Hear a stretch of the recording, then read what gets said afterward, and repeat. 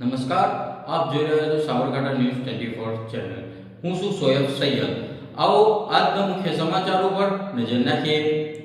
મહત્વના સમાચાર સામે આવી ગયા છે સાબરકાંઠાથી. સાબરકાંઠાના ઈડરનો બનાવ સામે આવ્યો. ઈડરમાં નકલી ફૂડ ઇન્સ્પેક્ટર ઝડપાયો. કરિયાણાના વેપારીને ત્યાં આપી હતી દમદાટી. ગાંધીનગરથી તપાસમાં આવ્યા હોવાનું જણાવ્યું. વેપારીઓને શંકા જતા પોલીસ સ્ટેશને કર્યો હાજર. અરજદારે નકલી ફૂડ ઇન્સ્પેક્ટર હોવાનો કર્યો આક્ષેપ. ફૂડ ઇન્સ્પેક્ટરને વેપારીએ ₹1500 આપ્યા હોવાની કરી કબૂલાત. નકલી ફૂડ ઇન્સ્પેક્ટરને લઈ સમગ્ર વિસ્તારમાં ચકચાર. લોકોએ જાહેરમાં નકલી અધિકારીને ચખાડ્યો મેથી પાક. નકલી અધિકારીની ઓળખાણ આપનાર ઇસમના સીસીટીવી આવ્યા સામે.